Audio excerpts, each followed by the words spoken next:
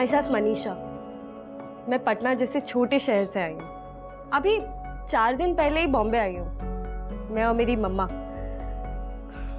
क्या बताऊँ सर, बचपन से ही एक्टिंग करने का बहुत शौक है मुझे। एक स्टार बनने का शौक है। क्या बताऊँ, मैं हार्ड वर्क करने में बहुत बिलीव करती हूँ सर। I mean, मैं चाहती हूँ कि मैं सबका दिल जीतूँ अपनी मेहनत से, एक लगन से। मैं चाहती हूँ कि लोग मुझे पसंद करें और इतना पसंद करें कि मैं सबकी फेवरेट हो जाऊँ। मैं हंसूँ तो हंसे, रोऊँ तो रोए, गुस्सा हो जाऊँ तो गुस्सा हो जाए। और जब मैं मर जाऊँ ना सर, तो मैं चाहती हूँ कि लाखों की तादाद में लोग आए मुझे देखने के लिए, शोक मनाए, इतना रोए जैसे कि मेरी फैमिली रो रही है। बड़े अजीब सपने हैं तुम्हारे। है तो सर, पर जो है यही है।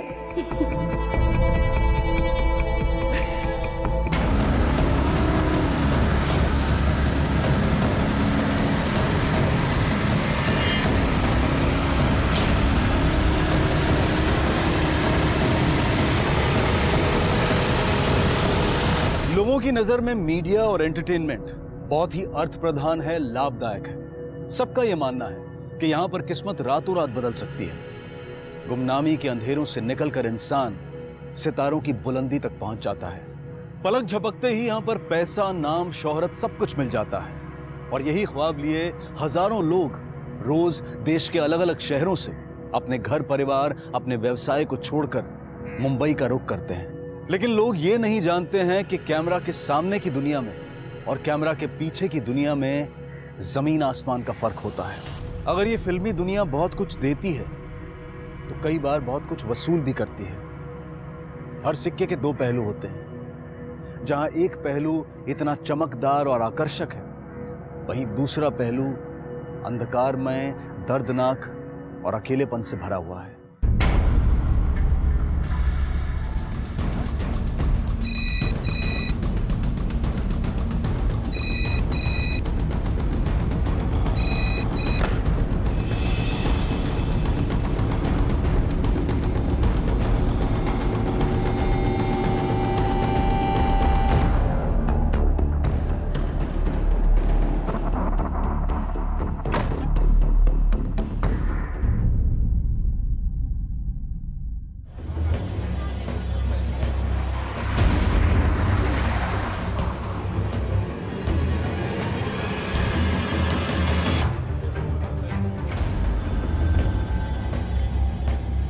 देखिए, आप लोग अंदर नहीं जा सकते, रुकिए।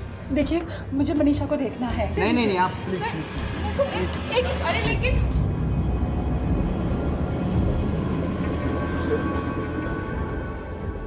कुछ पता चला कैसे हुआ?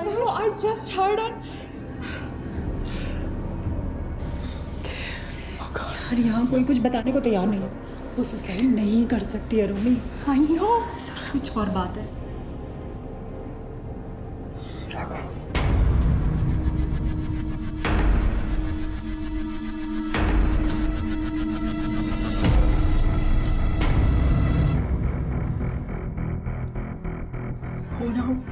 किसी ने कुछ किया होगा। मुझे भी इस पर शक है। इसे फांसी होनी चाहिए।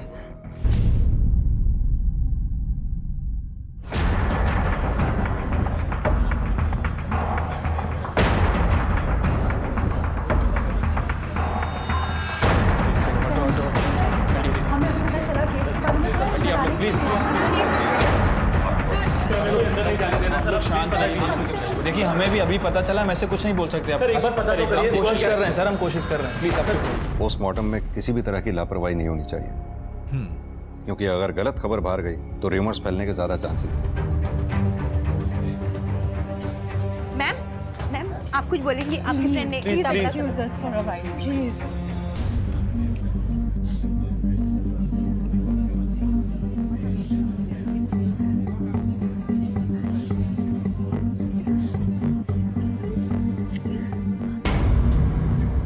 ये मार्क्स देखो। ये ना, आई एम टेलिंग यू, ये सुसाइड नहीं हो सकता, ये मर्डर ही है। ये ना राघव ने किया, मैं कह रही हूँ। तुम्हें कुछ करना चाहिए।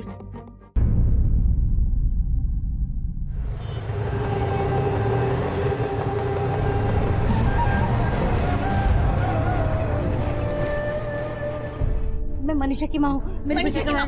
मैम, आपकी बेटी ने इतना बड़ा कदम क्यों उठाया? मैम, आप कुछ बोलना चाहिए। सर, आप कुछ बताइए हमें। प्लीज आइए।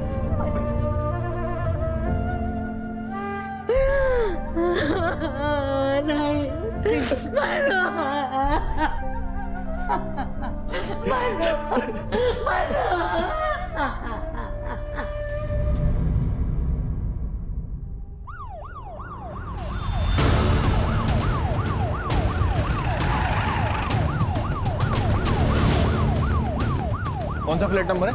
102 साहब। 102।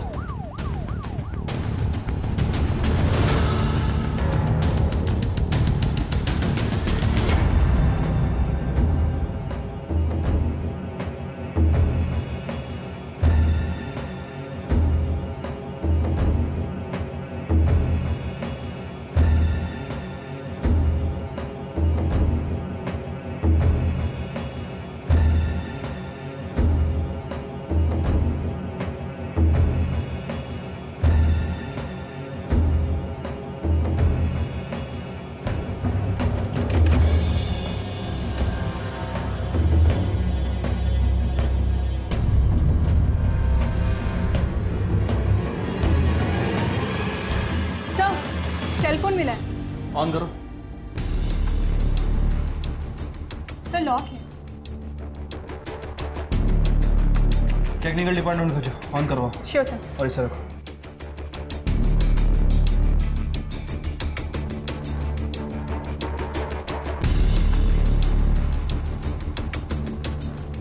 सर, अंदर से ये लड़के के कपड़े, रेजर और शेविंग मिला।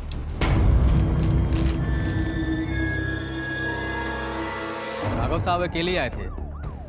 करीब शाम के 4-5 बज रहे होंगे साहब।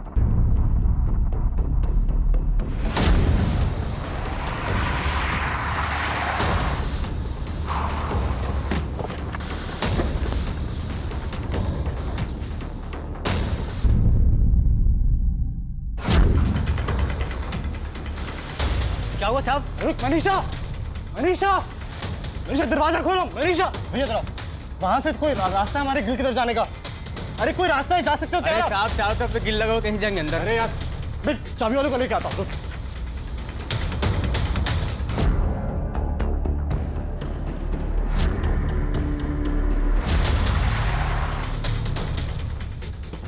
भैया जल्दी चलो, जल्दी चलो, जल्दी चलो।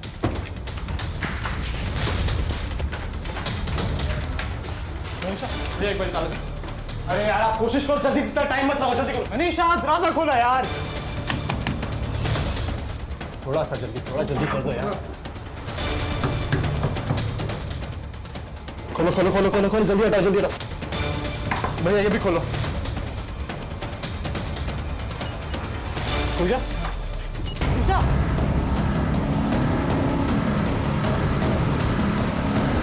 सर, चाबी वाला यहीं पास के मार्केट में बैठता है। साहब, मैंने तो सिर्फ जाकर दरवाज़ा खोला था।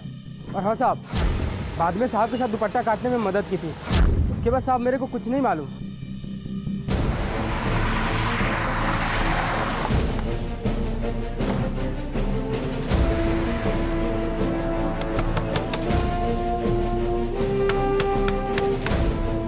एक्सक्यूज मी, घर में कोई भी नहीं है। आप कौन? मैं उनका पड़ोसी। कहाँ गए हैं ये लोग?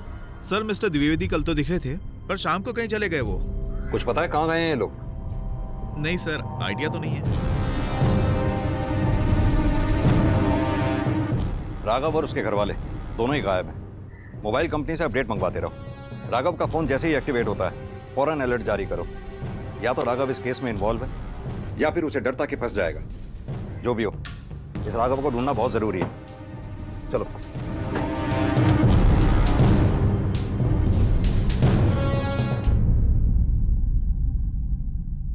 क्यों किया होगा ये सोच सोच कर ही हम पागल हो रहे हैं। ऐसा कुछ था ही नहीं। फिर अचानक ही पहले से ही टैलेंटेड थी वो। बचपन में सीधा स्टेज पर जाकर बिना किसी झिझक, बिना किसी डर के एकदम नेचुरल। हमने भी उसे हमेशा बढ़ावा दिया, सपोर्ट किया उसका। 18 साल की उम्र में उसे पहला ब्रेक मिला। हमने सोचा अब काम के सिलसिले में मुंबई रहना होगा, इसलिए मैंने भी शिफ्ट कर लिया। अकेली बच्ची को कैसे छोड़ते।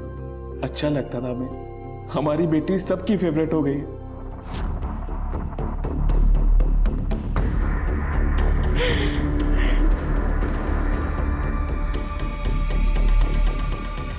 ठीक है, हम चलते हैं। वैसे आप लोगों को कुछ याद आए और कुछ बताना चाहें तो बताइएगा। PSI नीरज का नंबर है आप लोगों के पास। जी इंस्पेक्टर।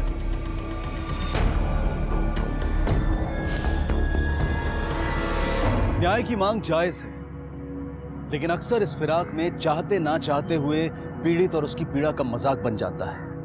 किसी दुर्घटना के प्रति संवेदनशीलता व्यक्त करने की बजाय सनसनी की होड़ में मीडिया उसे एक तमाशे में तब्दील कर बैठता है। अच्छी लड़की थी, फिल्म लाइन वालों से सोसाइटी में प्रॉब्लम होती है, इसलिए मैंने ही फ्लैट दिलाया था उसे। पर डिप्रेशन में थी बेचारी, क्योंकि अक्सर उसके घर से झगड़े की आवाज़ सुनाई देती थी। ड्रग एडिक्ट थी, दिन रात नशे में रहती थी। ड्रग्स ठीक है सर, एक्चुअल प्रॉब्लम उसके पैसों की थी। एक बात तो आप यकीन नहीं करेंगे, 3000 रुपए मांग रही थी मुझसे। 3000। मैंने तो सुना है पैसे के लिए धंधा भी करती थी। मनीषा वो सुसाइड कर ही नहीं सकती, फ्रेंड थी वो मेरी। ये सब उसके बॉयफ्रेंड राघव का किया हुआ है। हर कोई जासूस बनकर अपनी अधूरी तहकीकात के बेसिस पर लांछन लगाने लगता है, बेबुनियाद अटकलें करने लगता है। हम ये क्यों भूल जाते हैं कि एक मशहूर व्यक्ति भी आखिरकार एक इंसान ही होता है। उसका अपना निजी जीवन है, अपना परिवार है, अपनी एक व्यक्तिगत दुनिया है। 23 वर्षीय अदाकारा, बेटी, प्रेमिका, लाखों की चहेती, सैकड़ों की दोस्त मनीषा की मौत कैसे हुई और क्यों हुई? इन असंख्य अफवाहों के बीच में पुलिस खोज रही थी उस सवाल का जवाब जिसे पूरे देश ने विचलित कर दिया था।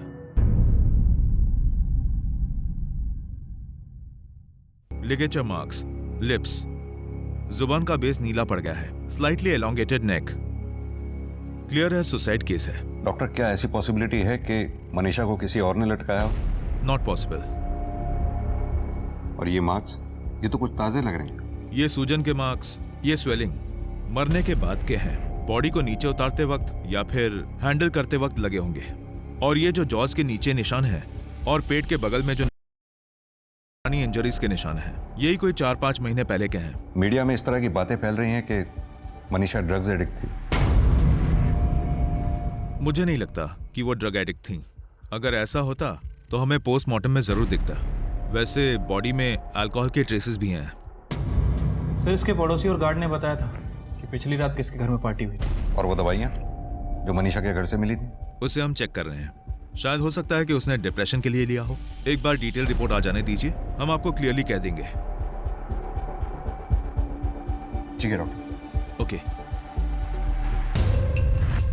सर, बहुत कॉमन केस है। सेलिब्रिटी थी ना, इसलिए मीडिया और लोग तरह तरह की बातें कर रहे हैं। ड्रग लेती थी, ये करती थी, वो करती थी। प्रॉब्लम ये नहीं है नीरज, प्रॉब्लम ये है कि इस केस में सबको बयान देने का शौक। इन बयानों पे हम रिलाई ही नहीं कर सकते। कौन सच बोल रहा है, कौन झूठ बोल रहा है, कौन सिर्फ अंदाजे से बयान दे रहा है, कुछ भी कह पाना मुश्किल है।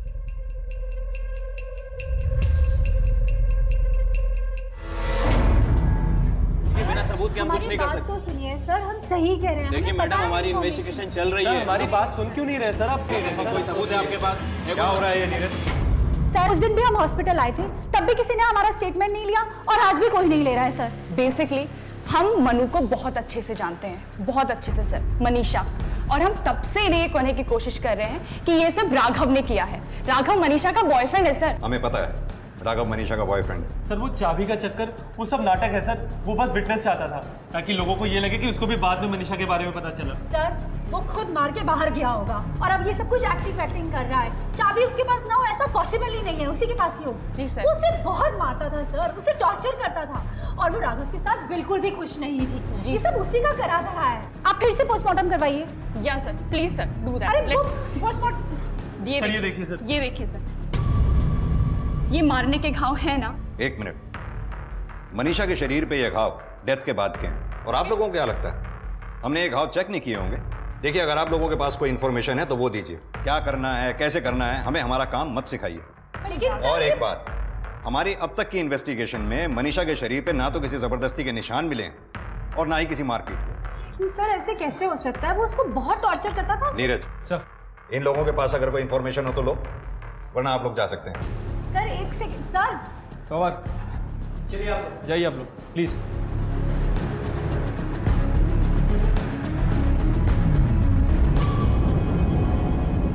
व्हाट द हेल यार, यहाँ कोई कुछ कर ही नहीं रहा है। इनको पता है कि मीडिया की नजर है इन पर, इसलिए ये लोग इन्वेस्टिगेशन का सिर्फ ड्रामा कर रहे हैं। But we must do something for Manisha. Listen, एक काम करते हैं, हमें प्रेस कॉन्फ्रेंस बुलानी चाहिए। इनफैक्ट मैं तो कहती हूँ उसके मॉम डैड को भी बुलाते हैं, वो आएंगे तो ज्यादा इफेक्ट पड़ेगा। सही कह रही हो।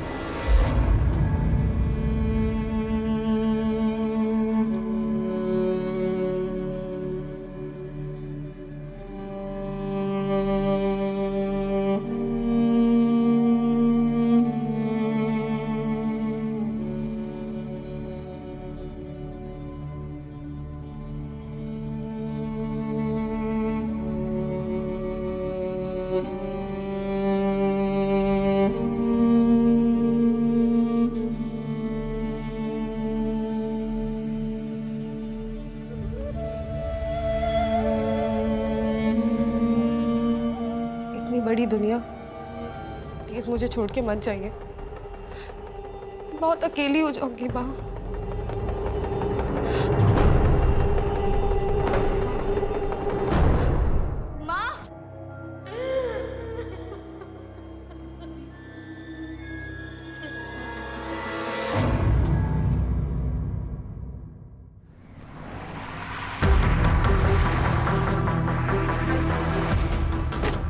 सर, मनीषा के फाइनेंशियल स्टेटमेंट को चेक किया। सर, उसे पैसों की प्रॉब्लम तो थी, लेकिन इतनी भी नहीं। नीरज, ये मनीषा के इनकम पैटर्न देखकर क्या लगता है तुम्हें? ये जो लोग उसके प्रोस्टिट्यूशन की बातें कर रहे हैं, कहीं ऐसा तो नहीं इसी वजह से उसके पछतावे में आकर उसने सुसाइड कर लिया?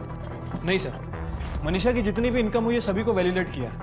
सर, सारे के सारे पैसे किसी ना किसी असाइनमेंट के बदले प्रोडक्शन कंपनी के थ्रू ही आए हैं। और सर, रही बात प्रोस्टिट्यूशन की, तो मैंने इस एंगल में भी काम किया है। मनीषा के गार्ड और पड़ोसी, इनसे भी बात की है। सर, उन्हें नहीं लगता कि मनीषा इस तरह की लड़की है। सर, टीवी पर न्यूज़ देखिए।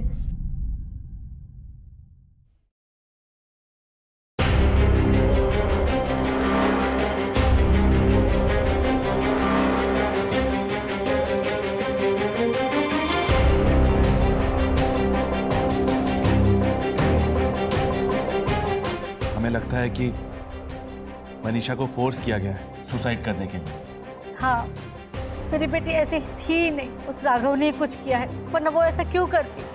क्या आपने पुलिस को कुछ बताया है इसके बारे में? पुलिस क्या कर लेगी?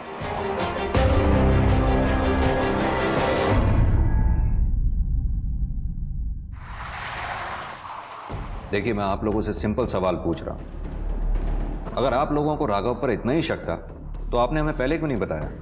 आप डायरेक्टली हमारे पास आते, हम तो खुद आए थे आपसे मिलने। वो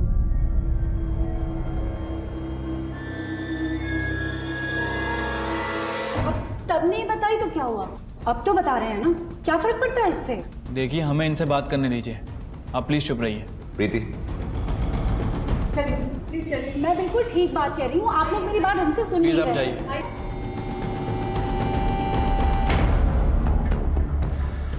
देखिए मिस्टर हरीश, पहले ही अफवाह, आरोप, मनगढ़ंत कहानियां फैल चुकी हैं। आप लोग तो मनीषा के पेरेंट्स हैं, आप लोग तो कम से कम ऐसी बातों को बढ़ावा ना दें।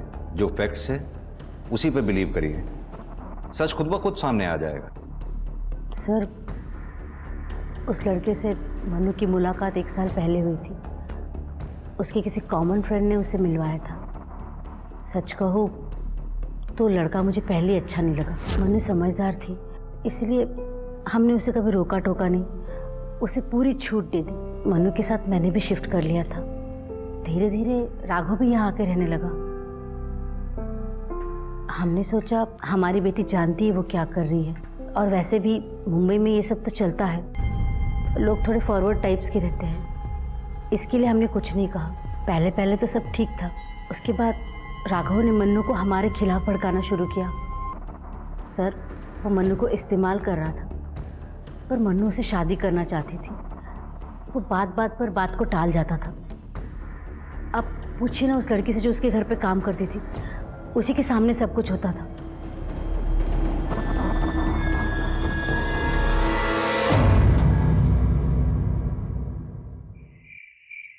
अच्छे आदमी नहीं थे राघव साहब। वो मैडम को कहाँ खुश रखते थे, जब देखो तब उन्हें मारा ही करते थे। तुमने कभी राघव को देखा मनीषा को मारते हुए? नहीं साहब, देखा तो नहीं, पर उन्होंने मुझे बताया था एक बार ये बात। इसके अलावा और कुछ? मैडम बहुत प्यार करती थी साहब से, यहाँ तक कि वो उनसे शादी भी करना चाहती थी। पर राघव साहब जब भी ये बात सुनते थे वो हमेशा टाल दिया करते थे। शायद से उनकी कोई गर्लफ्रेंड थी, मैंने ऐसा सुना था उनको झगड़ते टाइम। ठीक है, आप जा सकती हो।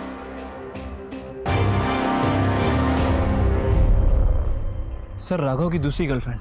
सर, एक और एंगल निकल गया इसके बारे में। ये राघव के बारे में कुछ पता चला? नहीं सर, अभी तक तो लोकेट नहीं हुआ। सोसाइटी वालों से दोबारा बात करो, पड़ोसियों से भी। हो सकता है दूसरी गर्लफ्रेंड से जुड़ा मामला कोई सामने आए। ठीक है सर। अच्छा, पिछले कुछ दिनों में मनीषा का किसी से कोई लड़ाई, कोई झगड़ा या ऐसी कोई बात जो आपने नोटिस की हो? सर, मैंने कितनी बार कहा है कि फिल्मी लोगों को तो घर देना ही नहीं चाहिए। एक बार मैं घर पर जा रही थी, तब मैंने दरवाजे बहुत आवाज़ सुनी।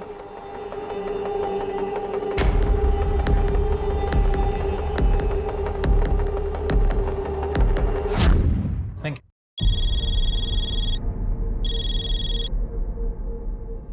हाँ नीरज, बोलो। सर, माला और पड़ोसियों ने राघव की जिस एक्स गर्लफ्रेंड के बारे में बताया था, सर उसका पता चल गया। सर, विद्या कपूर नाम है उसका। एड्रेस भी मिल गया और मैं वहीं जा रहा हूँ। उसे बात करो और मुझे इन्फॉर्म करो। Okay sir. राघव मेरा एक्स बॉयफ्रेंड था और वो जो झगड़ा हुआ था वो ऑलमोस्ट 6-7 महीने पहले की बात है। उसके बाद तो सब कुछ ठीक भी हो गया था। इनफैक्ट हम अच्छे दोस्त भी बन गए थे। और जिस दिन मनीषा ने, उसके जस्ट एक रात पहले हम सब उसी के घर पर थे। एक्चुअली वहाँ पार्टी थी। अगर हमारे भी झगड़ा हुआ होता तो मुझे क्यों बुलाती? और रही बात मनीषा और राघव की, तो उन दोनों में भी सब कुछ ठीक था, तभी तो साथ रह रहे थे। जिस रात घर में पार्टी थी, उस रात कितने बजे निकली आप वहाँ से? कुछ सुबह के 7 बजे होंगे, और तभी भी मनीषा बहुत अच्छे मूड में थी। मुझे तो एक सेकंड के लिए भी नहीं लगा था कि कुछ ही घंटों में वो यूँ अपने आप को।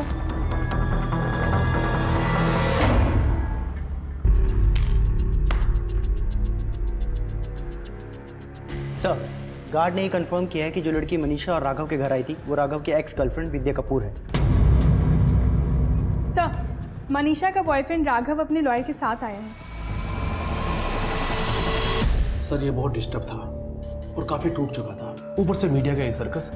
मुझे पता था ऐसा कुछ होगा, इसलिए से कुछ समय के लिए दूर लेकर चले गए थे। अपसेट था सिर्फ इसलिए दूर ले गए थे या फिर मीडिया में देखकर अपना बयान बदल सके इसलिए? सर, मीडिया के बारे में तो आप जानते ही हैं, सब अटकलें लगा रहे हैं। किसी के पास कोई ठोस इन्फॉर्मेशन नहीं है। वैसे भी कुछ लोग स्पॉटलाइट में आना चाहते हैं, कुछ लोग तो इसे मर्डर भी बता रहे हैं, लेकिन किसी में कोई सच्चाई नहीं है। आप जानते हैं, मेरे बेटे को बचाना भी था ना, इसलिए दूर लेकर चला गया था। और हम सच ढूंढ निकालना चाहते हैं। बाहर मीडिया में क्या हो रहा है, इससे इन्वेस्टिगेशन का कोई लेना देना नहीं। राघव, हम तुमसे सीधा जानना चाहते हैं। सर, झूठ बोल रहे हैं सर सबके सब। सर, जिस तरह से उसके दोस्त हॉस्पिटल मुझे देख रहे थे ना, सर मैं तभी समझ गया था कि वो मुझे फंसाने वाले हैं। इसलिए जब न्यूज़ मिली कि मनीषा नहीं रही, मैं इमीडिएटली उसके पेरेंट्स को इन्फॉर्म करके वहाँ से चला गया। सर, मेरी लाइफ तो पूरी 1 सेकंड में ख़राब हो गई। उस दिन एग्जैक्टली क्या हुआ था वो बताओ। सर, 7 बजे तक हमारे घर में पार्टी चल रही थी। उसके बाद सब लोग चले गए, हम सो गए। फिर कुछ 3:30 बजे के आसपास मैं उठा। मैं जब बाहर गया, मैंने देखा मनीषा फिर से दारू पी रही थी। सर, उसे आदत लग गई थी दारू पीने की।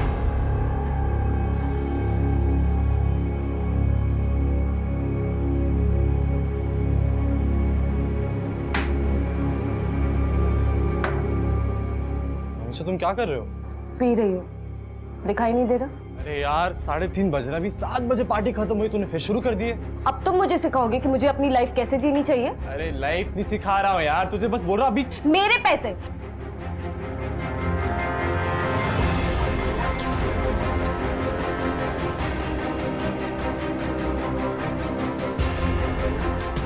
फिर मैं कुछ कुछ सामान लेने के लिए बाहर गया, उसका मुझे फ़ोन आया। बहुत घबराई और अपसेट साउंड करी थी। शायद माँ बाप से कुछ उसकी लड़ाई हुई होगी। फिर उसके बाद मुझे कहने लगी कि मैं कुछ कर लूँगी। तो जैसे उसने मुझे बोला, मैं भाग के घर गया। मैंने दरवाज़ा नॉक किया, उसने नहीं खोला। मेरे पास चाबी भी नहीं थी। फिर मैं नीचे गया, मैंने गार्ड को बुलाया सर। मैंने गार्ड को बोला कि ट्राई करे बालकनी से जाने की, लेकिन वो भी पॉसिबल नहीं हो पाया सर। उसके बाद मैं खुद भाग कर गया, चाबी वाले को लेकर आया सर। हमने दोनों ताले खुलवाए सर। उसके बाद जब हम अंदर के रूम के, फिर मैंने... अजीब बात है ना, तुम कह रहे हो कि मनीषा अपने माँ बाप से अपसेट थी, वहीं मनीषा के माँ बाप कह रहे हैं कि मनीषा तुमसे अपसेट थी। मामला क्या है? सर, अगर वो मुझसे अपसेट होती तो मुझसे शादी करने की क्यों प्लान करती?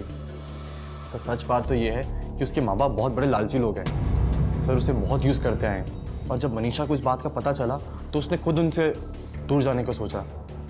सर, आप बिलीव नहीं करेंगे, उसके पेरेंट्स ने लोन के लिए उसका एक झूठा एज सर्टिफिकेट बनाया ताकि प्रूव कर सकें कि वो एक अडल्ट है। हमने सुना है आपकी बेटी मनीषा आप लोगों का खर्चा उठाती थी। अगर बेटी माँ बाप का ख्याल रखती थी तो उसमें बुरा क्या इंस्पेक्टर साहब? वो जानती थी कि उसके लिए हम क्या क्या नहीं करते। उसको बढ़ावा देने के लिए सब कुछ छोड़कर हम यहाँ चले आए। सर, बहुत छोटी सी फैमिली थी हमारी, हम लोग सब बहुत खुश थे, और उस राघव ने आकर सब सत्यानाश कर दिया। ऊपर से हमें ही वहां से लौटना पड़ा। और वो झूठे डॉक्यूमेंट्स, उनका क्या?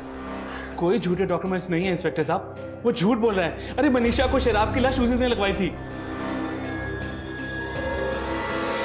मनीषा के फादर का कहना है कि मनीषा को शराब की लत तुमने ही लगवाई थी।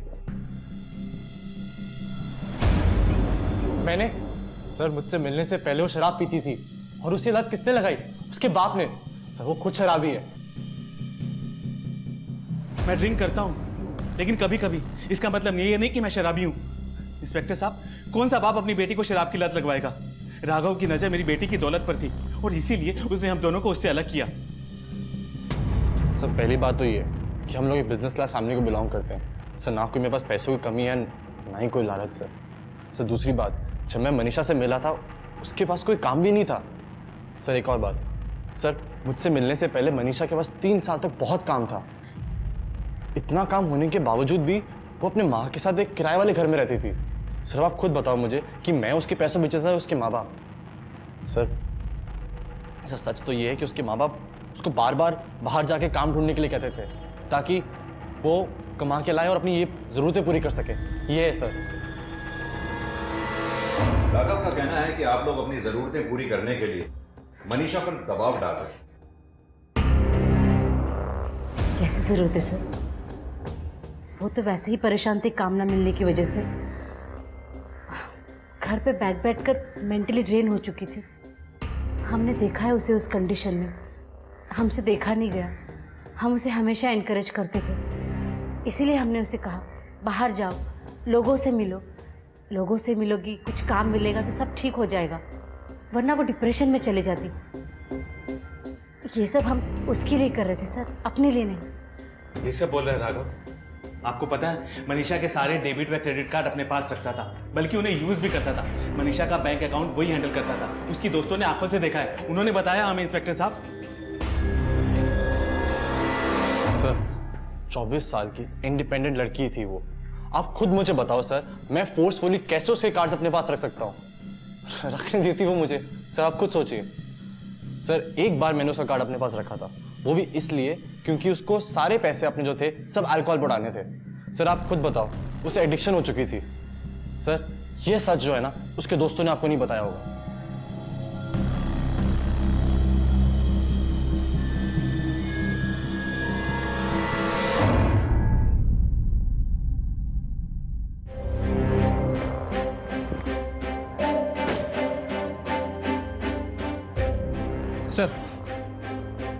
सर, मनीषा सुसाइड केस के चलते राघव के बारे में कुछ और बातें पता चली हैं। कैसी बात? सर, ये राघव छोटे मोटे फ्रॉड किया करता था और सारी औरतों से इसने 2 लाख से लेकर 3 लाख रुपए तक उधार ले रखे हैं बिजनेस के नाम पे, लेकिन उनके पैसे वापस नहीं किए। बहुत सारे थाने में इसके खिलाफ कंप्लेंट भी दर्ज है। सर, मैंने कोई फ्रॉड नहीं किया सर। सर, बिजनेस में रिस्क होता है, ये बात सब इन्वेस्टर जानते हैं। मैंने सारे पैसे बिजनेस में लगाए थे, अब बिजनेस फ्लॉप हो गया तो सब मुझे फ्रॉड बोलने लग गए। सर, आप मुझे बताओ। राघव, तुम्हें कुछ ये अजीब नहीं लगता? तुम्हारे मुताबिक तुम्हारे आसपास के सभी लोग झूठ बोल रहे हैं, इकलौते सिर्फ तुम ही हो जो सच बोल रहे हो। सर ऐसी बात नहीं है सर। ऐसा क्यों है कि अभी जो है सारी बातें बाहर आ रही हैं? खुद सोचिए सर, ये सब लोग सिर्फ और सिर्फ पब्लिसिटी चाहते हैं और कुछ नहीं। सब लोग मेरे बुरे वक्त का फायदा उठाना चाहते हैं, ये सच है सर। मैंने आपको पहले भी कहा हुआ है, अगर आप चाहो तो मेरे और मनीषा के बैंक अकाउंट चेक कर लो सर। उसके अकाउंट से मेरे अकाउंट में कभी कोई ट्रांसफर नहीं हुआ।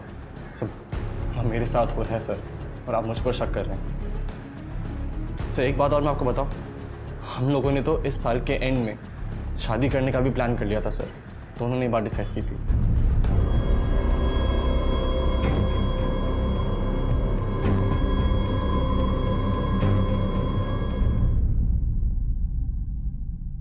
सर, मनीषा की फाइनल पोस्टमार्टम रिपोर्ट।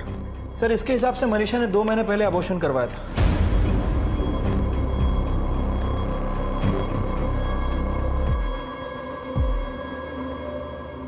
मैं तो तुम्हें ये बताने आई थी कि मैं माँ बनने वाली हूँ, हमारे बच्चे की, तुम्हारे और मेरी।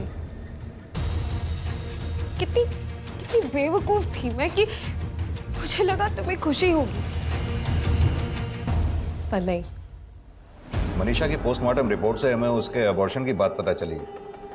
क्या ये सच है? Yes sir. सर मनीषा के जो अबॉर्शन का डिसीजन था वो हम दोनों ने साथ में लिया था सर। हम लोग तो सिर्फ साथ में रह रहे थे सर, शादी भी नहीं हुई थी और हमारे कुछ करियर भी क्लियर नहीं थे सर, इसीलिए ये डिसीजन हमने साथ में लिया था। अगर आपको चाहिए तो सर मेरे पास गायनेकोलॉजिस्ट का नंबर है, मैं आपको नंबर देता हूँ, आप उनसे पूछ लीजिए सर। हाँ, उसका अबॉर्शन मैंने ही किया था। डॉक्टर, मनीषा का अबॉर्शन राघव और मनीषा की म्यूचुअल अंडरस्टैंडिंग से हुआ था। बुरा तो लग रहा था उसे, पर ऐसा नहीं था कि वो किसी फोर्स के कारण अबॉर्शन करवा रही हैं। जब मनीषा का अबॉर्शन हुआ, राघव था उस वक्त वहाँ? मनीषा के साथ तो नहीं था उस टाइम में, लेकिन हो सकता है कि वो बाहर वेट कर रहा हो। लेकिन उसके दूसरे दिन वो प्रिस्क्रिप्शन और मेडिसिन लेने आया था, इतना मुझे याद है। आपने अभी तक उसे अरेस्ट नहीं किया? और क्या सबूत चाहिए सर आपको? इन सब से तो साफ साफ पता चल रहा है कि उसने हमारी मनु का अबॉर्शन फोर्सफुली कराया, क्योंकि वो चाहता ही नहीं था कि कभी वो मां बने। मनीषा को लेकर वो कभी सीरियस था ही नहीं इंस्पेक्टर साहब, वो सिर्फ उसका इस्तेमाल कर रहा था, वो भी उसके पैसे के लिए। सर मेरी गलती हो गई कि मैं अपने बच्चे को छोड़कर चली गई। हमारे जाने के बाद मनु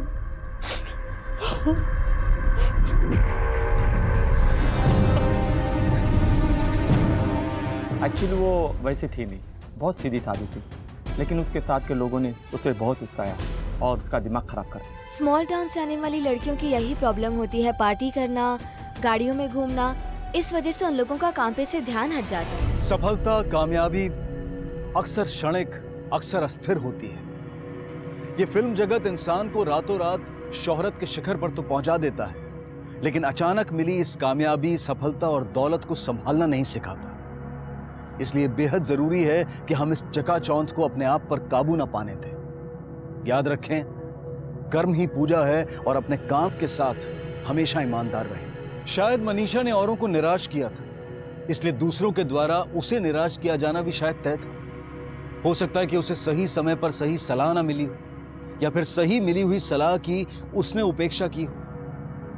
दूसरे प्रोफेशंस के कंपैरिजन में मनोरंजन जगत से जुड़े हुए कामों में दबाव और तनाव अधिक होता है। अपनी जीवन शैली को बरकरार रखने का तनाव, काम ना मिल पाने का तनाव, ज्यादा काम की वजह से व्यक्तिगत जीवन पर पड़ने वाले बुरे असर का तनाव। यहां किसी भी इंसान के साथ जुड़े जितने तथ्य होते हैं, उससे कहीं ज्यादा उससे जुड़ी अफवाहें होती हैं। दुख इस बात का है कि हम एक जीवन को खत्म होने से रोक नहीं पाए। आवश्यकता है पश्चाताप की, आत्मनिरीक्षण की। क्या हम अपने परिजनों के लिए वो सहारा बन पा रहे हैं जिसकी उन्हें जरूरत है?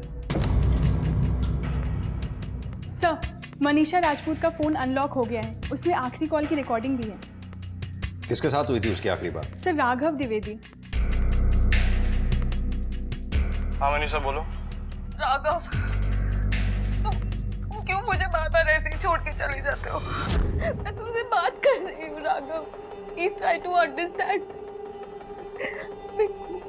मुझ पे उंगलियां उठ रही है, मेरे कैरेक्टर पे उंगलियां उठ रही है, मम्मा पापा को भी धमकी मिल रही है।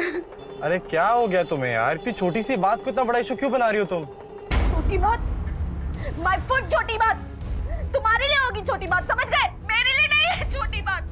मैंने अपनी इज्जत कमाई है राघव। ये तुम्हारे लिए छोटी बात है क्योंकि तुम्हारा ईगो बड़ा है।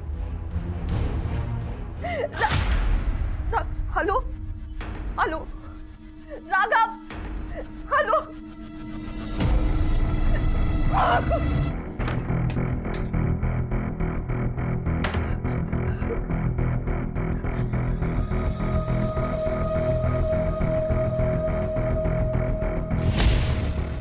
यार what happened now? You liar! धोखा दिया है तुमने मुझे, इस्तेमाल किया है मेरा इतने साल। पहले तो तुमने मुझे मेरी फैमिली से अलग कर दिया। Enough! बहुत हो गया। तुम्हें बार बार जाने का बहुत शौक है ना? अब जाओ तुम और देखो मैं क्या करती हूँ। हेलो, अरे मनीषा मेरी बात सुनो। मनीषा मेरी बात सुनो। हेलो।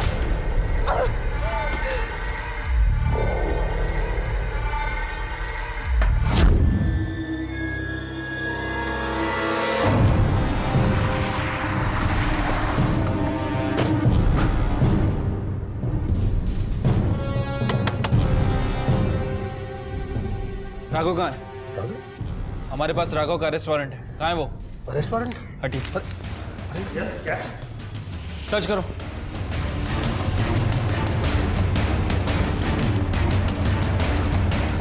चलो।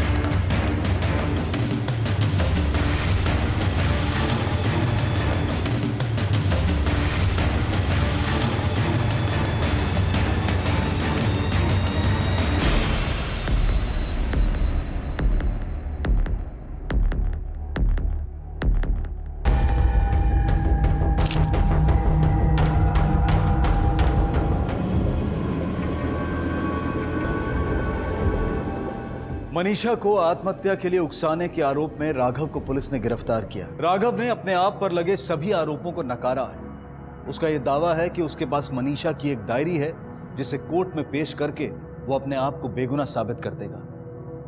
राघव के वकीलों के अनुसार राघव ने किसी भी प्रकार से मनीषा को आत्महत्या के लिए नहीं उकसाया है। राघव दोषी है या बेगुनाह ये हम नहीं जानते।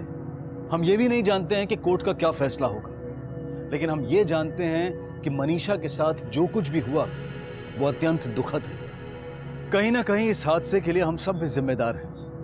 सफलता की सीढ़ियां चढ़ते इंसान का हम अभिवादन करते हैं, लेकिन जब वही व्यक्ति नाकाम होता है तो हम उसे ठुकरा देते हैं, उसे छोटा साबित करके उस पर हंसते हैं। और यह सिर्फ फिल्म जगत का ही नहीं बल्कि दूसरे प्रोफेशंस का भी सच यही है। हम अपने परिजनों, अपने परिवार, अपने दोस्तों, अपने साथियों के लिए वो सहारा बनने में नाकाम हो जाते हैं जिसकी उन्हें जरूरत होती है, और खासकर तब जब वो अपने जीवन में एक मुश्किल दौर से गुजर रहे हों। कृपया जिंदगी में किसी भी बुरे दौर से गुजर रहे व्यक्ति से मुंह ना मोड़ें, उनका साथ दें, उन्हें सही सलाह दें, उनकी मदद करें। और अगर आप खुद किसी मुश्किल दौर से गुजर रहे हैं तो अपनों की सलाह लें, उन्हें आपकी सहायता का मौका दें, क्योंकि आत्महत्या किसी समस्या का समाधान नहीं बल्कि खुद एक समस्या है।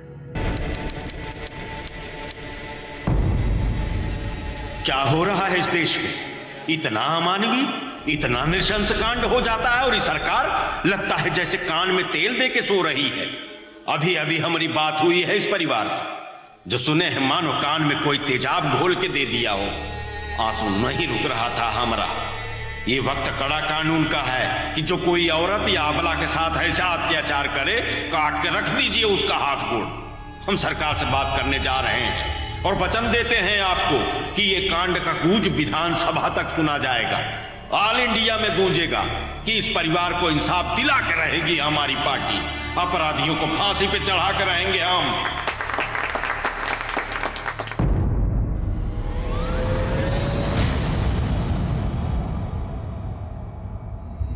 ले आओ।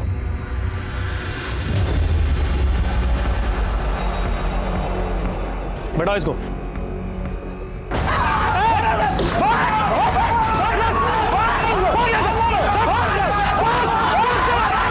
कानून तोड़ता तुम लोग, गिरफ्तार कर लेगा तुम लोग को।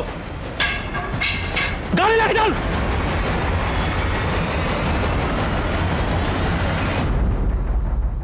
नमस्कार, आदाब। क्राइम पेट्रोल डायल 100 के ब्लैक हेडलाइन सप्ताह में आप सबका स्वागत है। आपसी रंजिश, पारिवारिक कलह और जाति दुश्मनियां अनेकों बार अपराध की वजह बनी हैं। कई दफा किसी एक व्यक्ति के प्रति हुए अपराध की वजह से जाति, समूह और वर्गों के बीच में कुछ तथाकथित दूरियां और शिकवा शिकायतें होती हैं और अक्सर इस क्रॉस फायरिंग में एक मासूम मारा जाता है। गांव सूजागंज, जिला भागलपुर, बिहार में हुआ यह जघन्य अपराध कुछ ऐसा ही था। इस दिल दहला देने वाले अपराध की गूंज कुछ ऐसी फैली कि पूरे राज्य को हिला गई।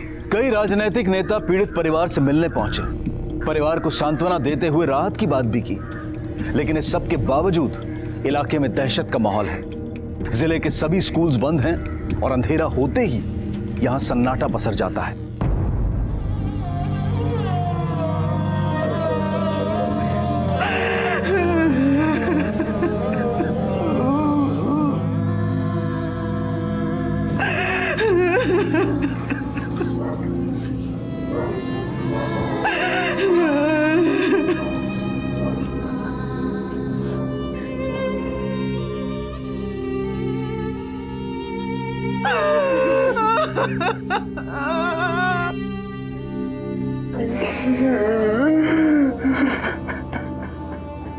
अभी अपन आंसू कंट्रोल में रख, कल बहुत रोना पड़ेगा। मंत्री जी पहुंच रहे इधर तोरा से मिले खातिर, तब कस के रोना और मांग लेना कंपनसेशन, मुआवजा मांगना है। मीडिया हो, पब्लिक अलग हो, हल्ला करी, मंत्री जी मना नहीं कर पाएंगे। बस मौके पे चौका मांग लेना अपन बेटी का पूरा कीमत। कीमत मांगेंगे हम अपनी बेटी का? साला हमारी बेटी मर गई और हम उसका कीमत मांगे? उसका इज्जत का कीमत मांगेंगे हम? कीमत नहीं मांगेंगे, फांसी मांगेंगे हम उन सब के लिए।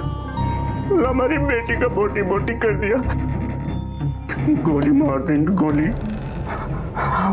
हमारी फूल सी बच्ची, मेरी फूल सी बच्ची।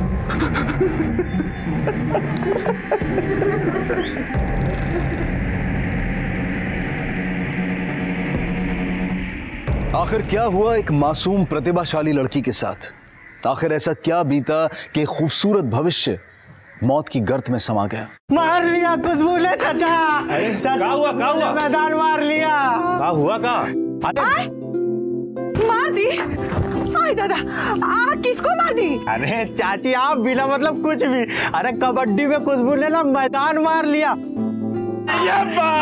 सुजागंज हाई स्कूल टूर्नामेंट जीता है। 16 पॉइंट तो अकेले अपने खुशबू के थे। मेडल मिला उसको, मेडल। अरे वाह! अरे वो देखो आगे। वाह बिटिया, वाह बिटिया, वाह बिटिया, जीती रहो। दिखा मेडल कहाँ है? अरे वाह, वेरी गुड बिटिया, वेरी गुड। Very good.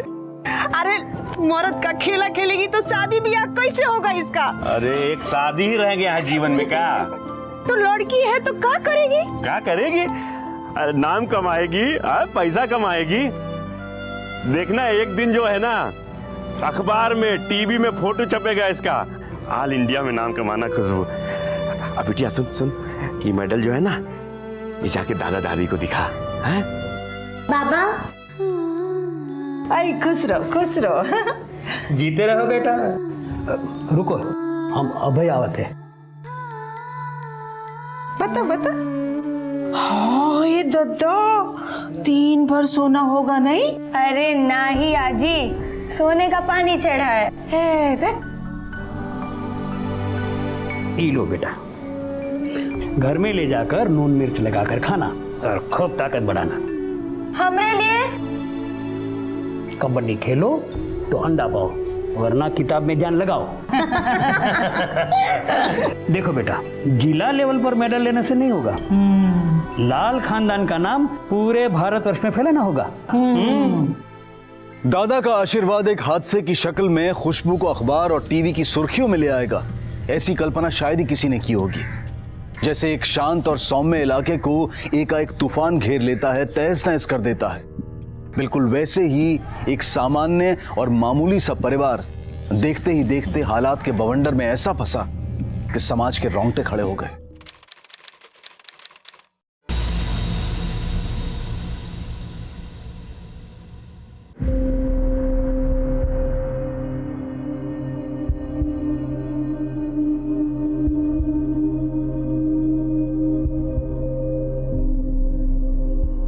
क्या हुआ?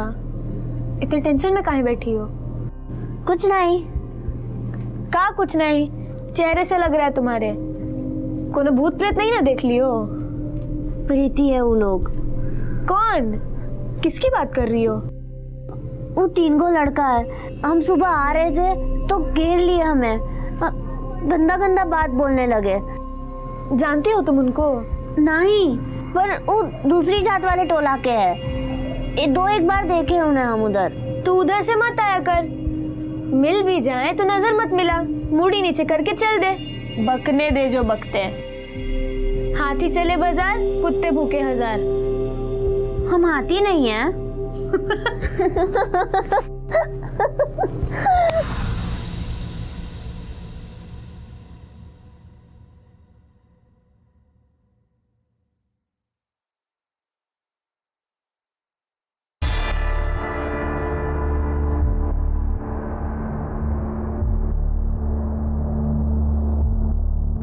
तरकारी कैसा बना है कुछ बोल ही नहीं रहे हैं। अच्छा बढ़िया बना, तो रोज का मटर ही बना देती हो? हाँ तो हरियर सब्जी लाइएगा बाजार से तो बना देंगे। हाँ कल लेते आएंगे। चलो चलो खाओ, देख क्या रहे हो? खाओ खाओ सब लोग।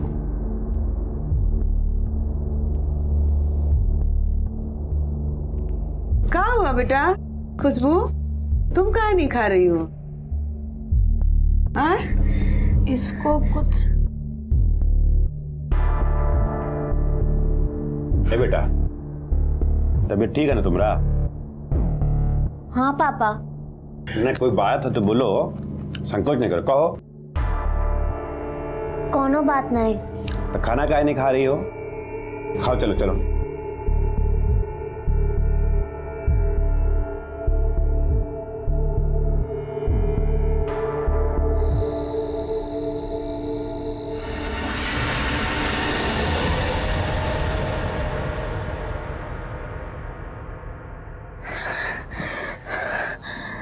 क्या हुआ? कोनो बुरा सपना देखी?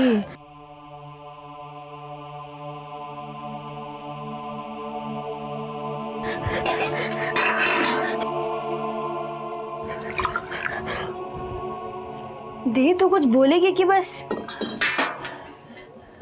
दीदी बोल ना।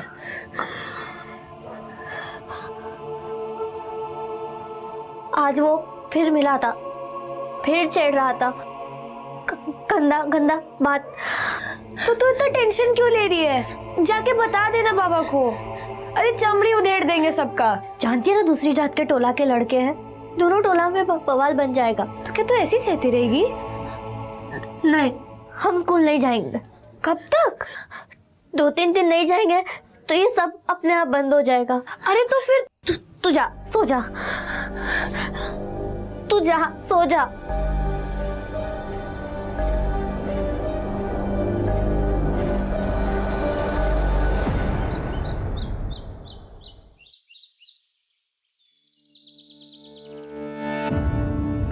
ए खुशबू, अभी तक सोए रही हो? अरे 8 बज गया, स्कूल नहीं जाना है क्या तुमको? हाँ आज तबीयत ठीक नहीं है। आज आराम करो। हाँ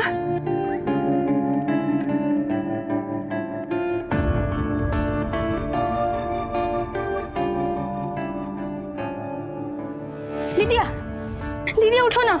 दीदिया उठो, उठो ना। आओ ना तुम आओ जल्दी। पहले इधर आओ। क्या हुआ बताओगी? अरे तुम आओ ना पहले, ये देखो।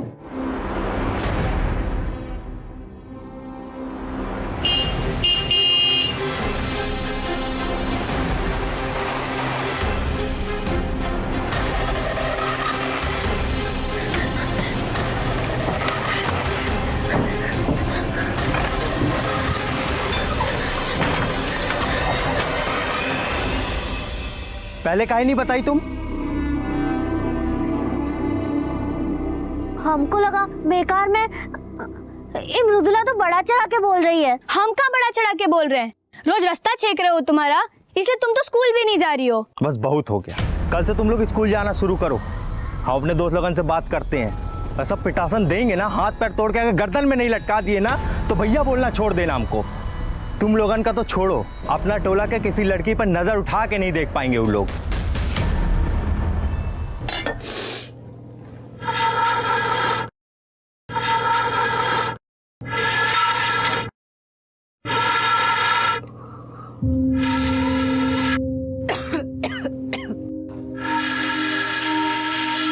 तुम्हारा तबीयत अभी तक ठीक नहीं हुआ?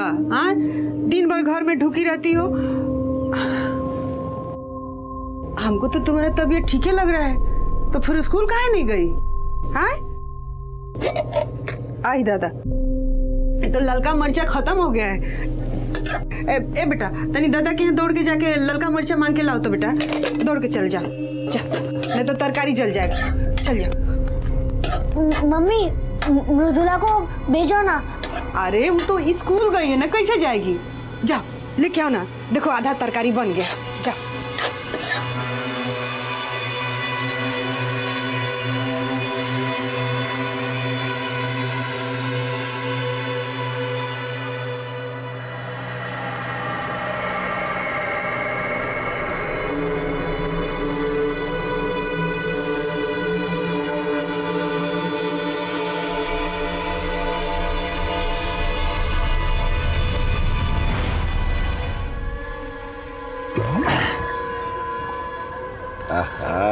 आज तो मजा आ गया प्रदीप।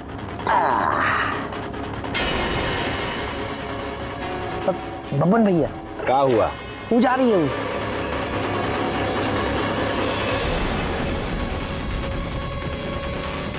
जा रही है तो वापस भी जरूर आएगी इसी रास्ते से।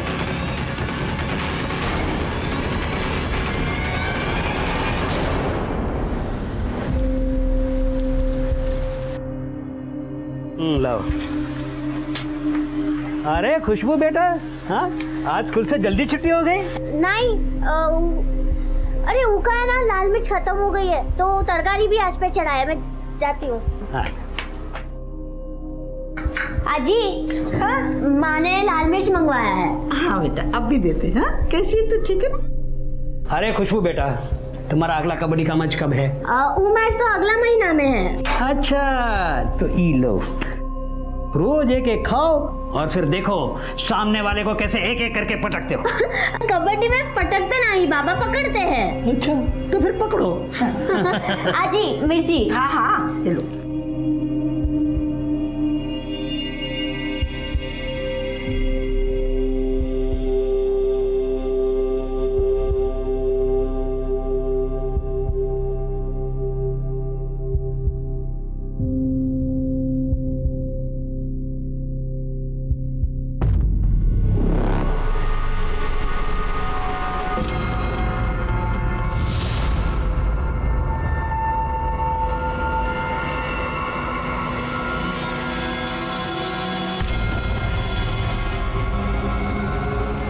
Mummy, mummy. अरे खुशबुआ कहाँ रह गई? तरकारी जल के कढ़ाई में आधे रह गया है। खुशबू घर पे नहीं है का?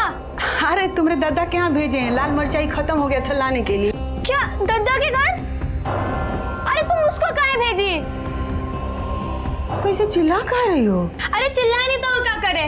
वो बता ही नहीं आपको, उसका कुछ लड़का लोग रास्ते में तंग कर रहा है, इसलिए तो वो स्कूल भी नहीं जा रही है।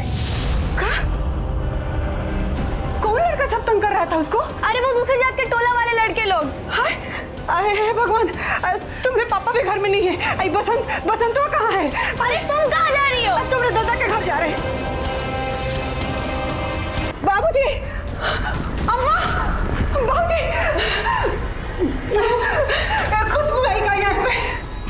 तू तो कब से निकल गई? 20 मिनट हो गया।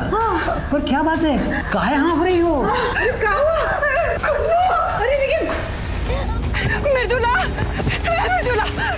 आई क्या खुशबू? नहीं। बसंत, हाँ गए दीदी को ढूंढने। चल। खुशबू मिली क्या तुमको? नहीं चाची का नहीं दिख।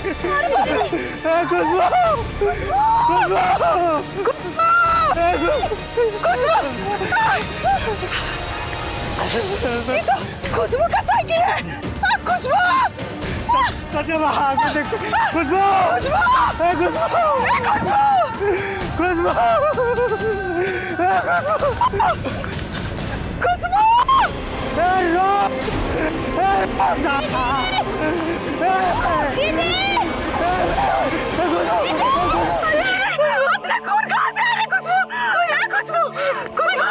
उठ बेटा, घर चलो बेटा। मम्मी तो मर गई है, मर गई है।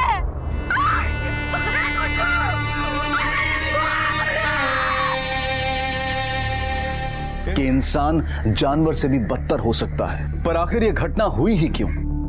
क्या ये हवस की हैवानियत थी या फिर वजह कुछ और भी थी? क्या कारण था कि अपराधियों ने अपनी हवस तो पूरी की ही, लेकिन खुशबू को इतनी हैवानियत के साथ मौत के घाट उतार दिया?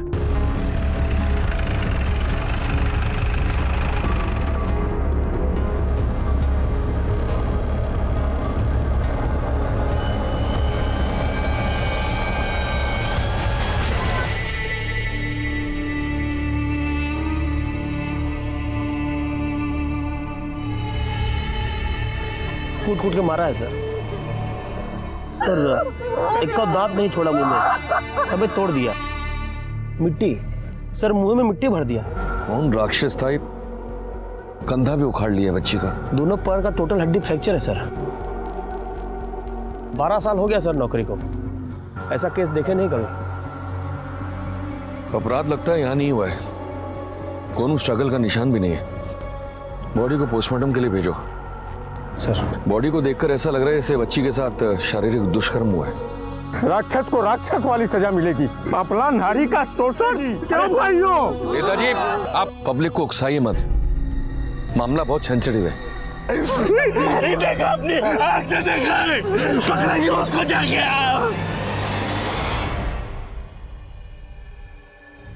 क्या देखे तुम? तो वो लड़का हमरा खुशबू को कंधे में लेके जा रहा था, फिर हम भी भागे उसके पीछे।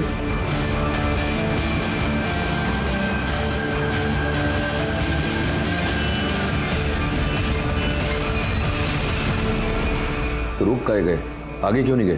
सर वो टोला दूसरे जात वालों का, हम लोगों का 36 का आंकड़ा चलता है उनसे। अगर हम अंदर जाते ना तो वो लोग हमको काट के फेंक देते। जिसके पीछे तुम भागे उसको पहचानते हो? सर बब्बर नाम है उसका, ज्यादा नहीं जानते, लेकिन अगर सामने आया ना तो काट के फेंक देंगे, कसम से बता रहे। डेरा देखिए उसका।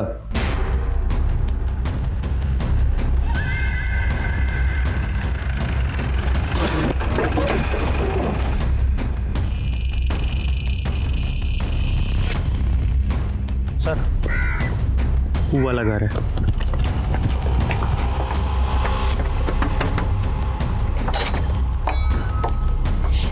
बबन का वो तो, पर आप लोग काहे पूछ रहे हैं? अच्छा, अब सवाल तू करेगी, जवाब हमको देना पड़ेगा। नहीं, वो काहे ना कि वो आए थे लेकिन चले गए। कहाँ? हम नहीं जानते साहब। क्या रिश्ता है बबन से तुम्हारा? हम उसकी मेहरारू हैं। चेक करो अंदर। आप हटिए अपने। साहब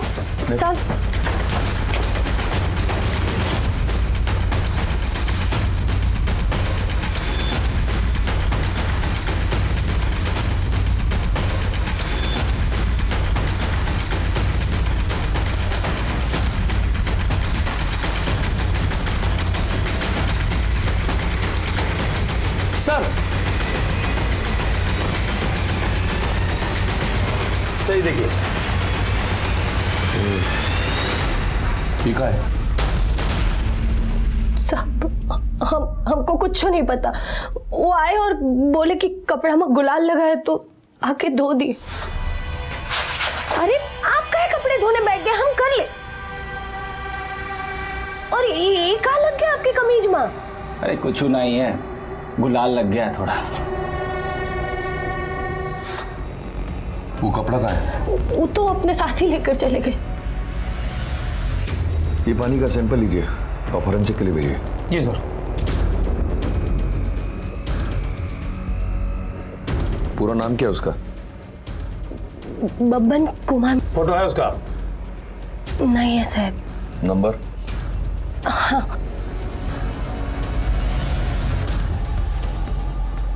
वर्मा जी, ये नंबर ट्रैक पर लगा। जी सर। अपना एक आदमी सिविल में यहाँ लगवाइए, रिश्तेदारों और दोस्तों का जांच पड़ताल कीजिए, हो सकता है किसी के घर में शेल्टर लिया हो। जी सर। सर, जहां अपराध हुआ तो स्पॉट मिल गया है।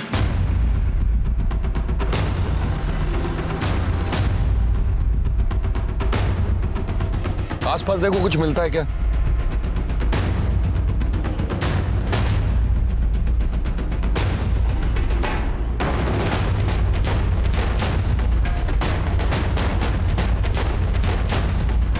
सर ये देखिए। देखो इसका धागा भी कहीं होगा, जरूर किसी के गले में पड़ा होगा, खींचा तनी में टूटा है। और हाँ, ये खुशबू का फैमिली को जाकर दिखाओ, हो सकता है वारदात के समय उसके गले में ही हो। हटाओ ये।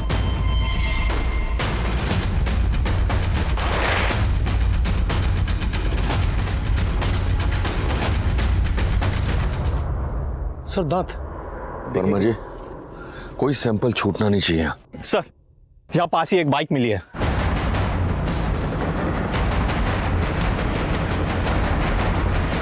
आरटीओ से पता करो गाड़ी का डिटेल। जी सर। सर, ये देसी दारू का बोतल भी मिला है बाइक के पास में।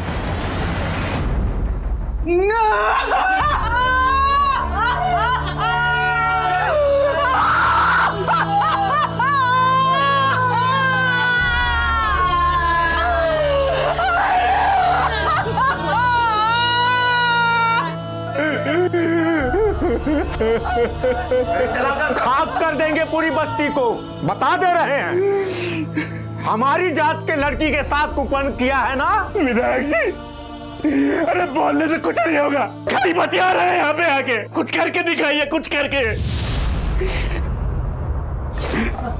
हम बता दे रहे, एक एक को कुटिया देंगे, देखते हैं हमको यहाँ कौन रोक लेता है। रुकिए रुकिए बाबू, रुकिए। कहाँ जा रहे हो? हमारी बेटी को मार दिया, हमारी बेटी को थोड़े काट डालेंगे। हमारी बेटी को काट डाला। सर, खुशबू का पोस्टमार्टम रिपोर्ट आ गया सर। खुशबू का बलात्कार हुआ था सर। हाथ पैर दांत सब तोड़ा है बच्ची का। आदमी के शरीर में जानवर था सर, साक्षात नरभक्षी। सर ये सर ये कुछ बताना चाहती है। बोलो। सर वो एक नहीं 3 गो लड़का था सर। मतलब 3 लोग अपराध किया? वो तो नहीं जानते सर, पर बब्बन के साथ 2 और ही लड़का था जो खुशबू को बहुत तंग करता था, उसको बहुत धमकाता था सर। वो 2 लोगों का नाम जानती हो? वो तो नहीं जानते सर। सामने आएगा तो पहचान लोगी? पहचान के हम तो उसका जान ले लेंगे सर। अभी घर जाओ, पहुंचाने का बंदोबस्त करूंगा। सर चलिए। हेलो, हाँ कौन? विशाल सिंह। ठीक है सर, वो बाइक नाथनगर के ईट भट्टी ओनर का है, कोई विशाल सिंह है सर। हाँ सर, ये बाइक हमारा ही था, पर 4 दिन पहले हमने उसे बेच दिया था। किसको बेचे थे? बब्बन। तुम्हारे यहाँ काम करता था? हाँ सर, वो हमारा ही एम्प्लॉय है, बड़ा ही टेम्पर वाला इंसान है, बात बात में बस लहराने लगता है। जात बिरादरी के मामले में बड़ा ही कॉन्शियस था, उसको लगता था जैसे उसकी जात वालों को सब सूचित करते हैं। बड़ा ही खुरापाती माइंड का है सर। माला दिखा। इसको पहले कभी देखे हैं? हाँ सर, ये माला तो बब्बन का ही है। ये माला देख रहे हैं भाई जी, ये हमारे लिए ना बहुत ही लकी है।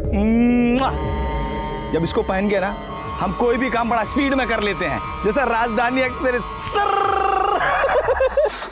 यहाँ खुशबू का साइकिल मिला और ये क्राइम स्पॉट वारदात की जगह से 500 मीटर दूर।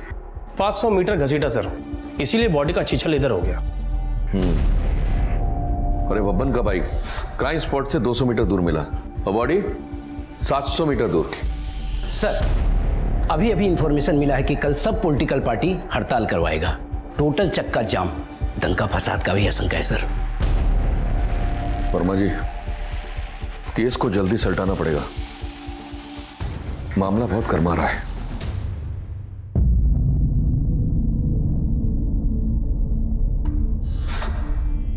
भाग मनाओ कि तुम्हारा बाल इतना लंबा लंबा है।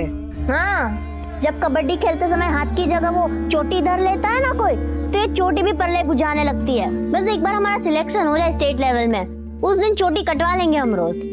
अब ऐसा गलती मत करना तुम। अरे कबड्डी खेलना है हमें, हम तो कटवाएंगे।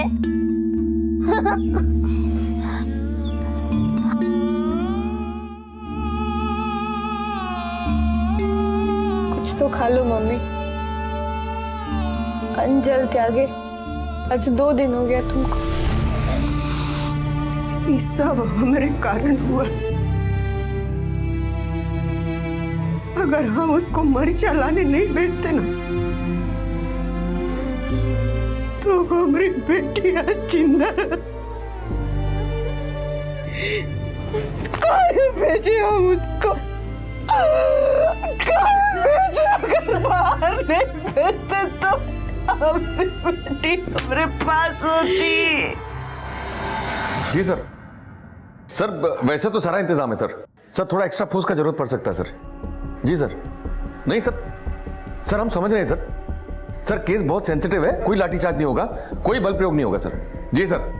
जय हिंद सर। सर बब्बन का मोबाइल लोकेशन सबौर के नजदीक दिखा रहा है, कोई 5-1 किलोमीटर दूर। और सर ये देखिए सर, ये बब्बन के सभी दोस्तों का लिस्ट है सर। इसमें ये शंभू गोसाई, इसका घर भी सबौर में है।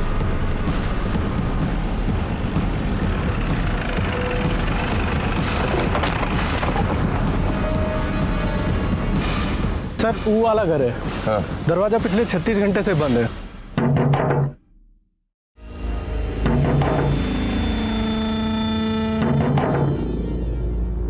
कौन है? बिजली विभाग से आए हैं, मीटर चेक करना है। खोल रही हूँ।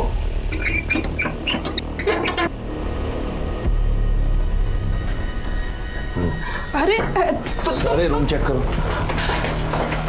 वहां देखो।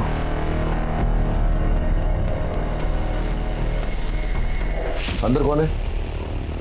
हमारी बेटी है, कपड़े बदल रही है। बुलाइए उसको बाहर।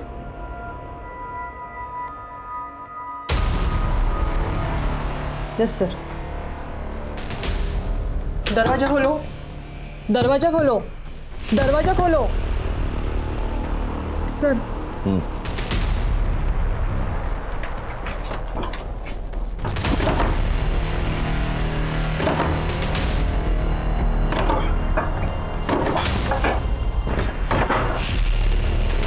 देखो देख अंदर।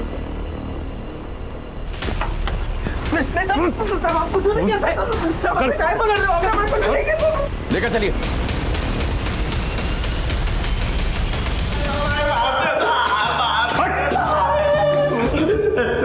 हम कुछ नहीं किया साहब। कुछ नहीं किए, हम कुछ करते हैं तेरे साथ। वर्मा जी जरा शर्ट उतारिए इसका।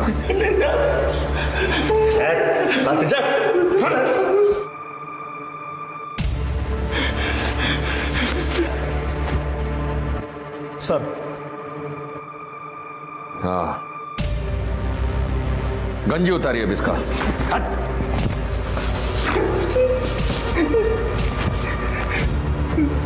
पैंट उतार। नहीं सर। उतार पैंट, जांच के लिए भेजना है। पता तो चले तू ही किया कांड। उतार। मुंह क्या देख रहा है, नंगा नहीं हुआ कभी? हाँ उतार पैंट। उतार रहे। पानी ठंडा है ना? पर्याप्त? जी सर, पूरा बर्फे है। डालो इसके ऊपर।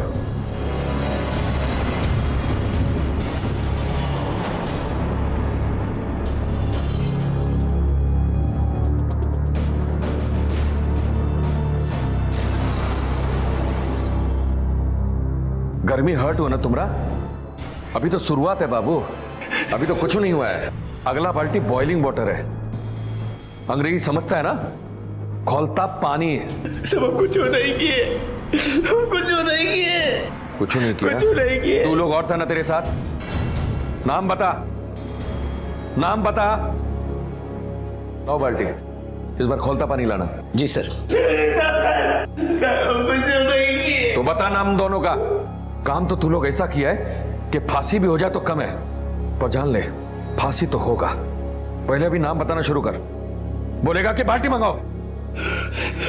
ला रे बाल्टी। एक का नाम बच्चा बहुत और दूसरे का प्रदीप राय।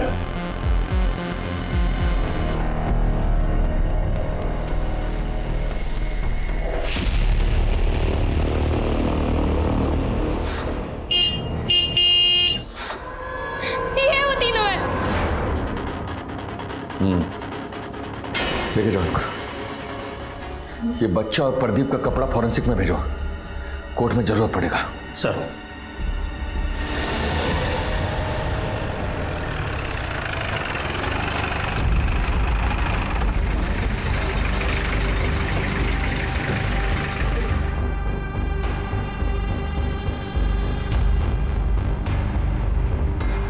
तीनों अपराधियों को हिरासत में लेने के बावजूद जन आक्रोश शांत नहीं हुआ।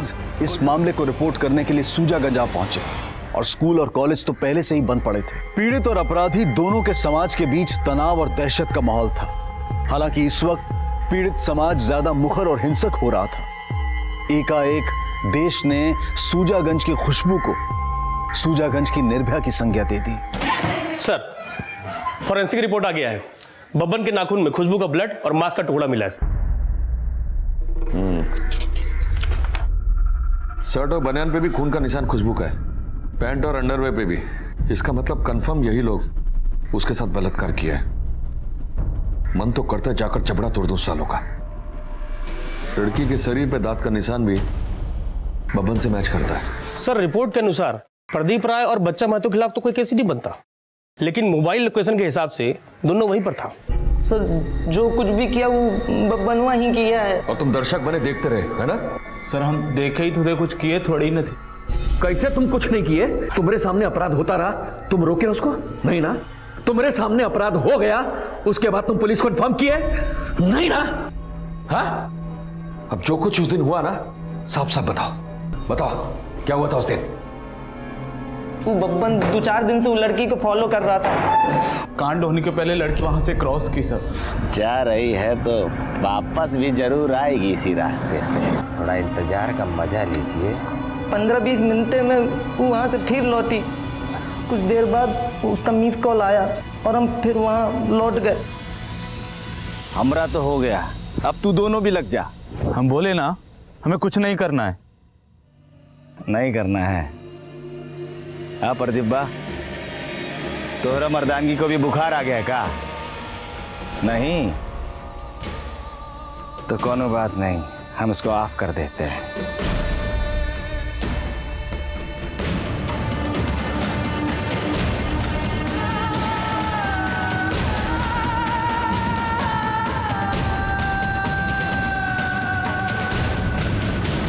हम कुछ नहीं किए साहब। वर्मा जी जरा फाइल दीजिए। ये फॉरेंसिक रिपोर्ट, तुम्हारा कपड़ा, चड्डी, बनियान सब ये साबित करता है कि तुम खुशबू के साथ बलात्कार किया। नहीं सर, हम बलात्कार नहीं किए हैं। ये सब उसकी मर्जी से ही हुआ है। कि मर्जी से हुआ है तो उसके ऊपर टॉर्चर क्यों किए? बोलो, काहे टॉर्चर किए? बदला लिया सर। किस बात का बदला? सर, बबनवा हमेशा बोलता रहता था हमरे टोला की लड़कियां के साथ खुशबू के टोला वाला बहुत अत्याचार करता रहा है, जुर्म किया है, 50 बरस से किया है। हम भी सजा देंगे वो के टोला को एक दिन। इतिहास गवाह है कि देश, समाज और जातियों की आपसी रंजिशों के शिकार ज्यादातर आम लोग और मासूम लोग ही हुए हैं। किसी के अपराध की सजा किसी और को देना, अपने मन की भड़ास राह चलते पर निकालना, ये सभ्यता के लक्षण नहीं हो सकते। लेकिन ऐसा ही होता आया है। इसकी रोकथाम के लिए जहां एक तरफ देश को जागरूक होना होगा, अपनी नैतिकता की कमर को कसना होगा, वहीं दूसरी तरफ कानून और प्रशासन को सतर्क और सख्त होना होगा। खुशबू के साथ हुए दुष्कर्म और बर्बर हत्या को भागलपुर की एक सत्र अदालत ने rarest of the rare case करार देते हुए बब्बन कुमार को मौत की सजा सुनाई और इस अपराध को शय देने के जुर्म में बब्बन के दोस्तों बच्चा और प्रदीप को भी मौत की सजा सुनाई गई। किसी ने सच ही कहा है कि किसी देश की तरक्की उसकी अस्मिता, उसकी नारी की स्थिति से आंकी जा सकती है। ये वक्त है सतर्क होने का, नैतिकता की कमर कसने का, ताकि फिर से कोई बेटी और बहन खुशबू या निर्भया न बन जाए। इसी के साथ अब मैं अनूप सोनी आपसे विदा लेता हूं। फिर मुलाकात होगी अगले एपिसोड में एक और चौंका देने वाले केस के साथ। तब तक अपना और अपने परिवार का ख्याल रखें और देखते रहें क्राइम पेट्रोल डायल 100। सबक एक को, सीख हम सबको। जय हिंद। क्राइम पेट्रोल के और भी दिलचस्प कहानी देखने के लिए हमारे चैनल को सब्सक्राइब करें और बेल आइकॉन दबाना न भूलें।